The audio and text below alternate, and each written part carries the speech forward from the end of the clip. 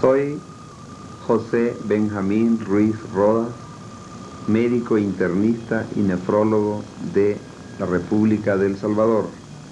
En esta ocasión, con mucho gusto, estoy para colaborar con este programa documental informativo, especialmente para los estudiantes de medicina de Latinoamérica. Vamos a tratar este día de hablar sobre lo que es la insuficiencia renal. La insuficiencia renal, así en términos generales, podemos afirmar que se divide en insuficiencia renal aguda e insuficiencia renal crónica. La insuficiencia renal aguda, como su palabra lo dice, es el cese repentino de las funciones renales, en tanto que la insuficiencia renal crónica se va instalando paulatinamente, progresivamente, a medida que el riñón se está destruyendo. Vamos a iniciar con la insuficiencia renal aguda. ¿Cómo se hace el diagnóstico de la insuficiencia renal aguda? Bueno, hemos dicho, cese repentino de la función renal. ¿Cuál es la función renal más evidente en la insuficiencia renal aguda? Son tres: la filtración, la secreción y la absorción. La filtración se verifica, sabemos, a través de la membrana basal del glomérulo como unidad funcional y anatómica del riñón, a nivel de la nefrona. No hay filtración, no hay producción de ultrafiltrado, no hay orina. Esa sería la principal falla en insuficiencia renal aguda. Pero también el riñón tiene otras funciones, como son función endocrina, función de acidificación de la orina, función del sistema renino-angiotensina, el cual también está muy estrecho en la resultante de la insuficiencia renal aguda. Nosotros, para la insuficiencia renal aguda, dividimos como causas las causas prerrenales, causas renales y causas postrenales. En las causas prerrenales son aquellas que tienen que ver, diríamos, antes del riñón, y entre ellos está la hipovolemia y la hipotensión principalmente. Hipovolemia, ¿por qué? Falto de líquidos, ya sea por diarrea, ya sea por vómito, ya sea por sangramiento, ya sea por líquidos en el tercer espacio. Esta es una hipovolemia, lo cual lleva a una baja de presión arterial, lo cual también lleva a una falta de perfusión renal y falla renal. Estas son las causas prerrenales.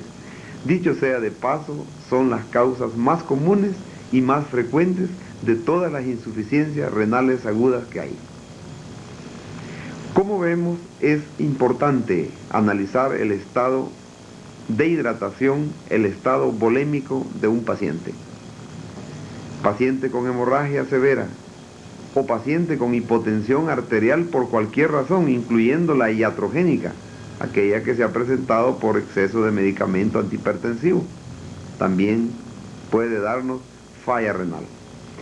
La falla renal, lógicamente, dependerá del grado de esta lesión, de esta causa que se mantuvo. No es lo mismo alguien que esté hipotenso o hipovolémico durante 5 minutos que alguien que esté durante 1 hora, 2 o 3 y más horas. La lesión podría ser reversible o irreversible. Y así tenemos las lesiones iniciales, insuficiencia renal leve a moderada, y la insuficiencia renal completamente establecida, que nosotros llamamos necrosis tubular aguda. Entre las causas renales son aquellas causas que tienen que ver directamente con el parénquima renal. Por ejemplo, tenemos la glomerulonefritis, es una inflamación por tóxicos derivados de algunas bacterias como el estreptococo, que van a dañar la membrana basal del glomérulo y hacen que no haya filtración, no haya ninguna de las funciones del riñón, y esto llamamos nosotros glomerulonefritis. Pudiera ser también una pielonefritis, es infección directamente bacteriana en el riñón. Pudiera ser tóxica, pigmentos tóxicos, tipo hemoglobina, tipo mioglobina y algunos otros venenos que pueden presentarse y dando lesión a nivel glomerular y tubular. Estos serían causas renales. En tanto que las causas postrenales son aquellas que están, por decir así, después del riñón. Es decir, en todo el sistema de drenaje, en todo el sistema, diríamos, de colectores del riñón, comenzando con la pelvis renal, uréter, vejiga y llegar hasta uretra. Todas aquellas causas que producen obstrucción a cualquiera de esos niveles, ya sea por cálculos, ya sea por coágulos, ya sea por émbolos sépticos, ya sea por próstata agrandada, ya sea por vejiga caída, que es lo que se llama el cistocele, el uretocele, o cualquiera de las causas que puedan dar agrandamiento y obstrucción a nivel del uréter, a nivel de cualquiera de los, digamos, de los sistemas propios del riñón hacia la uretra, dan insuficiencia renal. Esta se llama insuficiencia renal obstructiva, insuficiencia renal postrenal. Ahora, ¿cómo se maneja la situación de la insuficiencia renal aguda? Bueno, el manejo tendrá que depender de las fases de la insuficiencia renal aguda. Primero tenemos la insuficiencia renal aguda leve a moderada. ¿Cuál es esta insuficiencia renal aguda? Es aquella que está estableciéndose, pero que todavía hay una posibilidad de que sea reversible la lesión. Y así tenemos un paciente que ha estado en hipotensión o hipovolemia durante 5 a 10, 15 minutos. Podría recuperarse nuevamente y entonces sucede que el riñón, su tejido más sensible es los túbulos, más que el glomérulo. Y entonces a nivel tubular puede haber una lesión que al cabo de 5 o 6 días pudiera el riñón restablecerse y volver de nuevo su función y quedar como antes, es decir, normal. A esto nosotros llamamos insuficiencia renal leve a moderada, reversible. En tanto que si la lesión ha tardado más de 1 hora, 2 o 3 horas, con una hipovolemia, una hipotensión severa, la lesión es irreversible y se llama necrosis tubular aguda. En cuanto a las fases, o más bien para diferenciar si es una lesión leve a moderada o es una necrosis tubular aguda bien establecida, tenemos ciertos parámetros.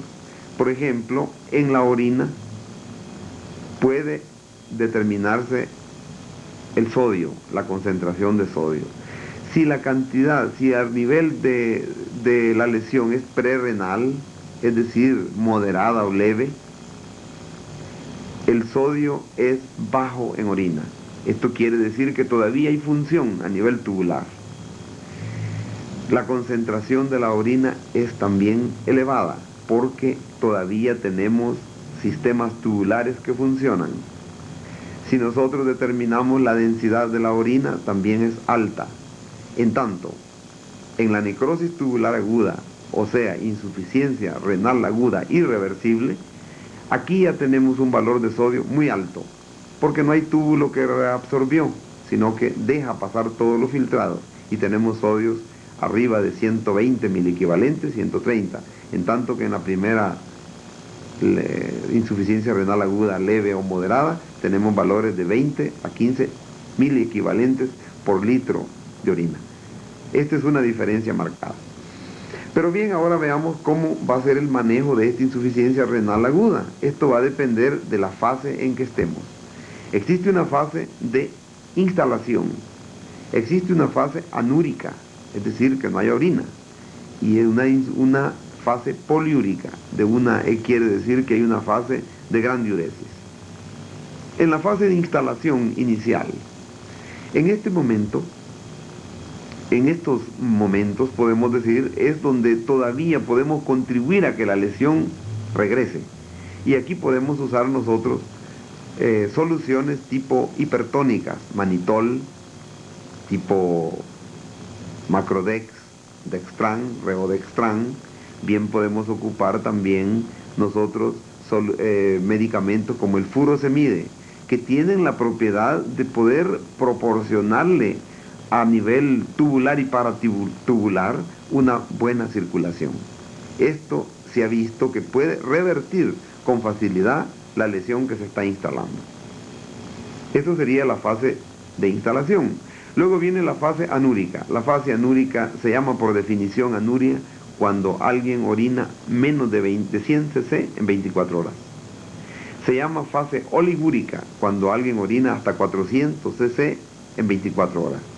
Entonces la fase anúrica, en este momento el paciente prácticamente tiene varios y graves riesgos.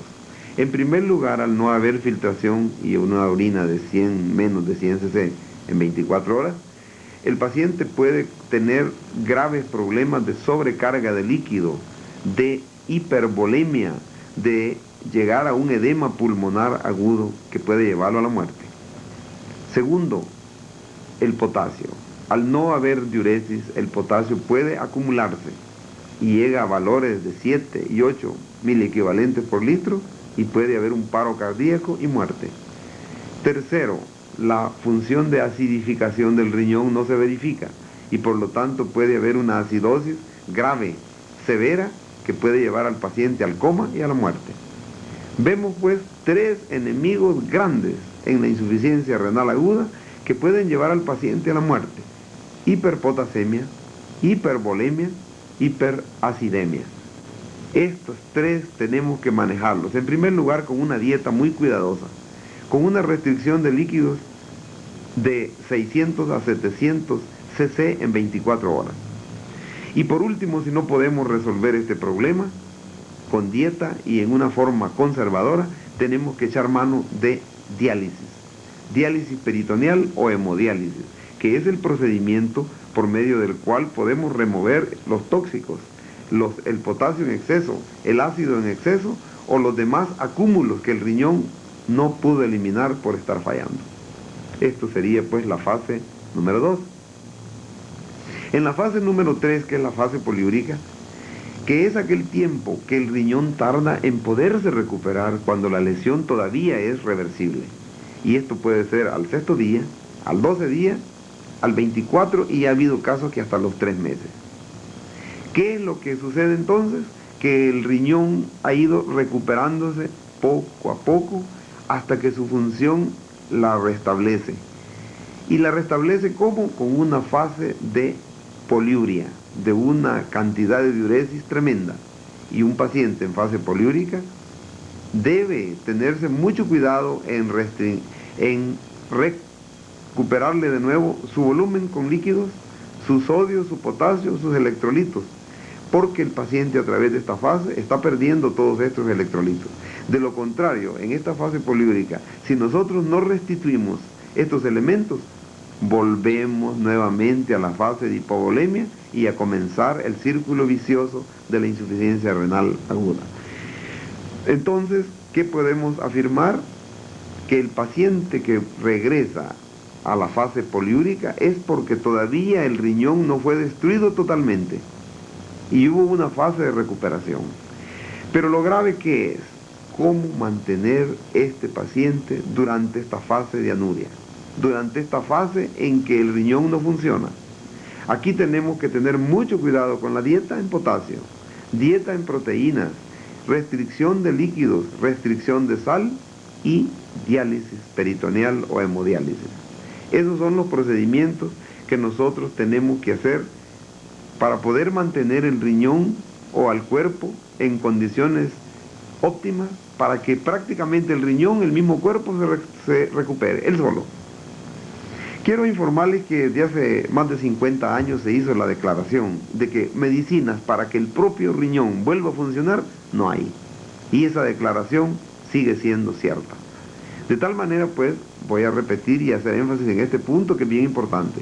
Nuestra misión es mantener al paciente en las mejores condiciones en este periodo de anuria, en este periodo que el riñón no funciona, para luego que él comience a funcionar si todavía la lesión fue reversible.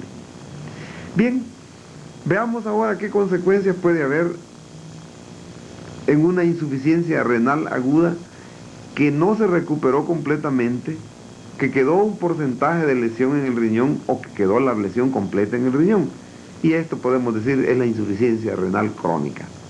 En este caso, la insuficiencia renal ya no se estableció de momento y en forma repentina, como dijimos, sino que se establece lentamente, paulatinamente. Y una de las causas de la insuficiencia renal crónica, precisamente, es la insuficiencia renal aguda. Después de esa fase, la lesión ya quedó en una insuficiencia renal crónica estable, que es aquella lesión del riñón en que tiene aproximadamente un 40, un 50% de la función presente. Hay un valor que nosotros llamamos creatinina, el paciente puede tener 2, 3, 4 de creatinina, la hemoglobina todavía anda en valores aceptables, pero ya hay una lesión. A este paciente con facilidad se puede injertar una insuficiencia renal aguda y nosotros decimos insuficiencia renal crónica agudizada. Bien, hablábamos de la insuficiencia renal crónica estable, es aquella que su lesión se encuentra, como dijimos, con un riñón funcionante de un 30, un 40, un 50%. Es un grado de lesión, pero que el paciente puede hacer su vida tranquila, normal, y mantenerse estable por muchos años. Su hemoglobina es normal, su función renal es al 50-40% al porcentaje, y muchas veces se manifiesta simplemente por la cantidad de que el riñón no puede manejar muy bien la cantidad de sal. Y así pacientes que tal vez comen una pizza, comen queso, comen algún marisco, algún enlatado, que sabemos que tienen alta cantidad de sodio, amanecen ellos con edemas pretibiales o edemas parpebrales, porque el riñón tiene una lesión y ahí se manifiesta. En tanto, cuando la insuficiencia renal crónica se agudiza es porque viene un proceso extra que viene a desequilibrarlo, que viene a sacarlo de su causa de estabilidad que tenía. ¿Cuáles pueden ser estas causas? Puede ser una infección en las vías urinarias, puede sacar el riñón que estaba crónico con insuficiencia renal pero estable, volverlo inestable. Segundo, pudiera ser también una infección a nivel de otro órgano, una hepatitis, una neumonía, un paludismo, una tifoidea. Bien puede sacar al paciente de la estabilidad en que se encontraba y volverlo inestable. No digamos si tenemos un paciente adulto con una próstata agrandada, pues ya no solamente es la insuficiencia renal crónica que ya tenía, sino tenemos un agregado obstructivo que empeora el problema inicial. Una vez tenemos el paciente en insuficiencia renal crónica inestable, sus tóxicos van aumentando, su creatinina sube, su nitrógeno ureico, su urea aumenta. Y otros productos de desecho que tal vez no los tenemos bien conocidos. Se habla de tóxicos de las moléculas de tamaño medio, que aumentan en sangre y que producen al final todo aquel espectro de síntomas y signos en el cuerpo que se llama uremia. Entonces, paciente con insuficiencia renal crónica inestable llega a atacar todo nuestro sistema y dando síntomas y signos variados de toda naturaleza que se llama uremia. Y así tenemos un paciente en uremia. Son aquellos pacientes que ya se encuentran con insuficiencia renal crónica que por su inestabilidad llegaron a ser terminales. Insuficiencia renal crónica terminal. Ya el riñón no funciona. Estos pacientes, debido a que todos sus tóxicos no fueron eliminados a través del riñón y se van acumulando, llegan a intoxicar el riñón y el cuerpo, y entonces el paciente está prácticamente intoxicado, está urémico. Y veamos unos ejemplos. ¿Por qué decíamos signos y síntomas como una constelación de todo el cuerpo? Es la uremia. Ataca el sistema hematopoyético y vemos así que sabemos nosotros que el riñón produce eritropoyetina y que la eritropoyetina es un elemento básico para la formación de los glóbulos rojos. Consecuencia, todo paciente con insuficiencia renal crónica terminal es anémico, porque no tiene eritropoyetina, y entonces no hay formación de glóbulos rojos.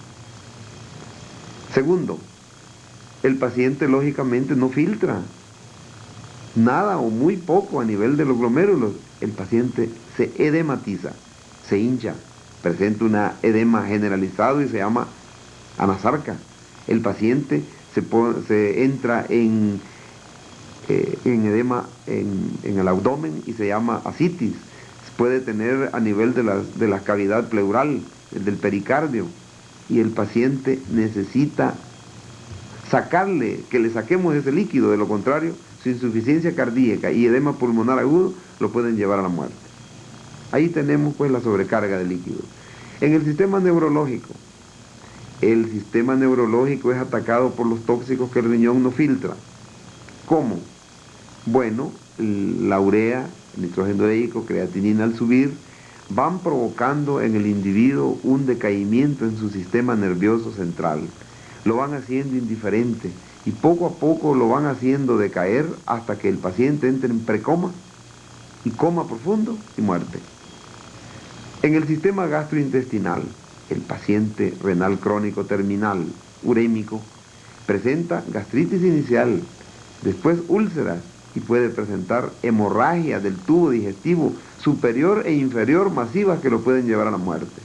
En el sistema de la piel, vemos que el paciente puede presentar la escarcha. La escarcha urémica es aquellos tóxicos que el riñón no los elimina, entonces trata el cuerpo de eliminarlos a través de los poros en la piel. Y esto se forma lo que los médicos eminentes anteriores llamaban escarcha urémica. Y así, a nivel del sistema ocular, podemos tener retinitis, podemos tener en el sistema pulmonar neumonitis urémica, pleuritis urémica. Podemos pues ser atacados por la uremia a todos los niveles. No digamos la musculatura, no digamos los huesos con la osteodistrofia, no digamos con el hiperparatiroidismo secundario, que todo paciente renal, al subir su fósforo, sabemos, baja el calcio. Y al bajar el calcio estimula a la glándula paratiroides para que produzca paratormona. ¿Y la paratormona qué hace? Sacar calcio de los huesos, dejándolo descalcificado, logrando que se absorba más el calcio a nivel del intestino y evitando que se elimine a través del riñón.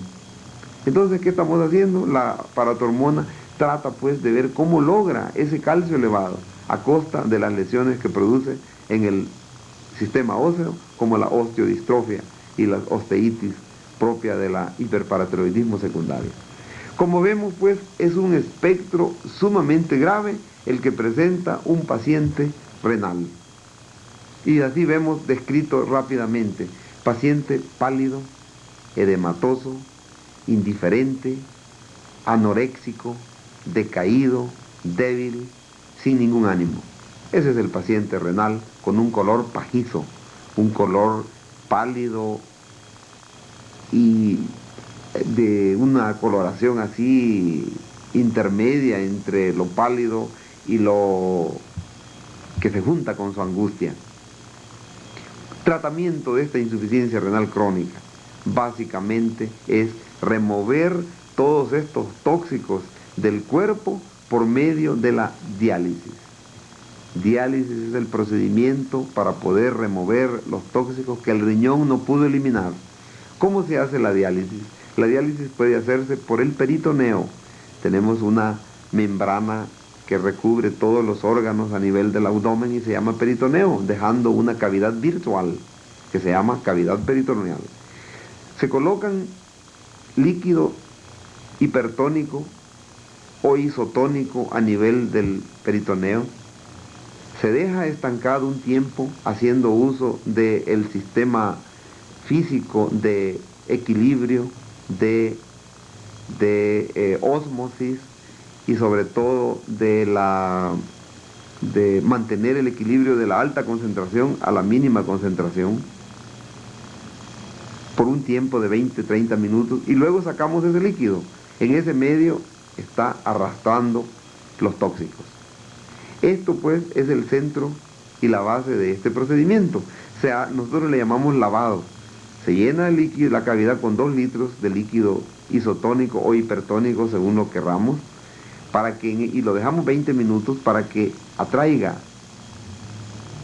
los tóxicos que están en mayor concentración en sangre y que no hay nada en este líquido, y así los va eliminando. Hacemos 20-30 baños, le llamamos nosotros a cada uno de estos lavados. En esa forma podemos ir eliminando los tóxicos. Pero el procedimiento más conocido está en este momento lo que llamamos la diálisis peritoneal continua ambulatoria. Es aquella diálisis peritoneal que se hace colocando un tubo, que puede ser el tubo de Tenkov, el tubo de Goldberg, que se pone en la línea media infraumbilical, estable, se coloca con cirugía, con unos cojinetes bien firmes, para que se mantenga. Y el paciente se coloca él solo 2 litros a las 6 de la mañana de líquido peritoneal y lo mantiene ahí. A las 11 de la mañana lo saca y vuelve a poner otros 2 litros. A las 4 o 5 de la tarde lo vuelve a hacer y lo mismo a las 11 de la noche. En esta forma el paciente puede trabajar, puede mantenerse tranquilamente durante mucho tiempo y en esa forma poder tener tranquilidad en su tratamiento. Bien, la insuficiencia renal crónica y su tratamiento. El tratamiento de la insuficiencia renal crónica terminal podemos nosotros básicamente dividirla en 3 aspectos: la diálisis peritoneal, la hemodiálisis y el trasplante renal. La diálisis peritoneal, que consiste en introducir un tubo a nivel de la cavidad peritoneal infraumbilical y a través de ella hacer lavados del peritoneo, introduciendo 2 litros, manteniéndola 20 minutos y luego extrayéndola, y de esa forma logrando que los tóxicos bajen y disminuyan. Lo que más se está usando en este momento es la diálisis peritoneal continua ambulatoria, y consiste en que este procedimiento de diálisis peritoneal se lo hace el paciente en su casa, con 2 litros a las 6 de la mañana, se lo saca a las 11 de la mañana y se introduce otros 2, lo mismo hace a las 5 de la tarde y lo mismo a las 10, 11 de la noche, continuamente permitiéndole el trabajo, dándole una buena calidad de vida y una buena hemoglobina. También el procedimiento muy ocupado en todo el mundo en este momento es la hemodiálisis, que nosotros aquí en El Salvador también lo ocupamos. La hemodiálisis, esto consiste en remover los tóxicos del cuerpo de este paciente intoxicado, que es el urémico, por medio de la sangre, y así se verifica una fístula arteriovenosa o un catéter subclavia para poder, con 2 luces, una para la vena y otra para la arteria. En la fístula arteriovenosa se coloca una aguja en la parte arterial y luego esta sangre sale por ahí, se pasa por una máquina, por un filtro de microfibrillas, infinidad de microfibrillas, y ahí se le establece una presión de contracorriente para que luego regrese a través de una línea venosa hacia la misma fístula por el lado venoso. En esa forma el paciente puede estar circulando toda su sangre durante 4 horas y así limpiarse a diario. Quiero decirles también que es importante este paciente que reciba el nuevo producto que se llama la eritropoyetina, que hablábamos hace un momento. La eritropoyetina puede ponerse por 80 a 100 unidades por kilogramo de peso 2 veces por semana, y en eso logramos una buena hemoglobina. Pero definitivamente el mejor tratamiento y el tratamiento más aceptado, que vuelve al paciente en un 98% de sus capacidades y de sus habilidades como normal, es el trasplante renal. El trasplante renal pues es el tratamiento al que debe tenderse y que todos nosotros debemos luchar por lograrlo. Trasplante donador vivo, trasplante donador cadáver. Trasplante donador vivo es cuando un familiar vivo, ya sea relacionado o no relacionado, da el riñón para que pueda seguir viviendo este paciente. O si no, donador cadáver cuando es un muerto cerebralmente. Se diagnostica que tiene muerte cerebral, el riñón se le retira, 2 riñones para 2 pacientes, y así tenemos el trasplante donador cadáver, que es la tendencia actual.